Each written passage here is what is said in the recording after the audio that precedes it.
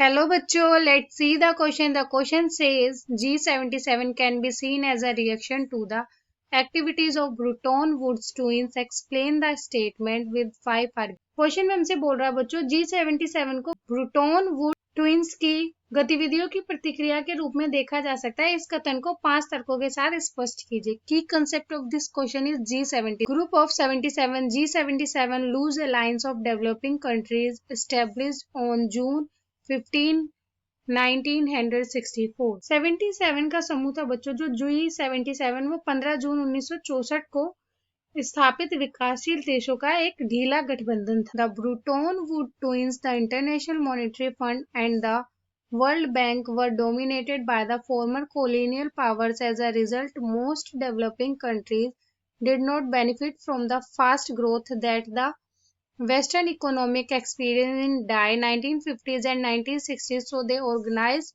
themselves as a group, the group of 77 of G77, to demand a new international economic order. बच्चों ये ब्रूटोन Woods twins ने international Monetary fund और विश्व bank पर एक पूर्व औपनिवेशिक शक्तियों का वर्चस्व था, जिसके कारण जो परिणाम स्वरूप अधिकांश विकासशील देशों को तेज विकास से लाभ नहीं हुआ, जो पश्चिमी अर्थव्यवस्थाओं ने 1950 और 1960 के दशक में अनुभव किया। इसलिए उन्होंने खुद का एक समूह के रूप में संगठित किया, जिसे G77 के या 77 के समूह ने एक नई अंतरराष्ट्रीय आर्थिक व्यवस्था की मांग की थी। Former colonial powers exploited the natural resource for developing nations through the International Monetary Fund and the World Bank. पूर्व औपनिवेशिक शक्तियों ने क्या किया, जो इंटरनेशनल मॉनेटरी फंड और विश्व बैंक के माध्यम से विकासशील देशों के प्राकृतिक संसाधनों का दोहन किया। The developing nations organized themselves into G77 so as to gain real control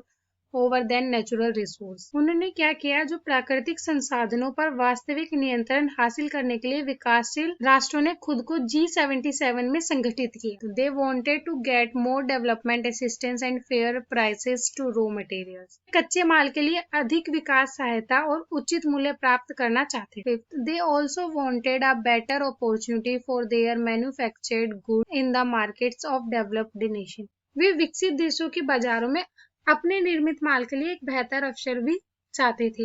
hope you understood it well. Best of luck.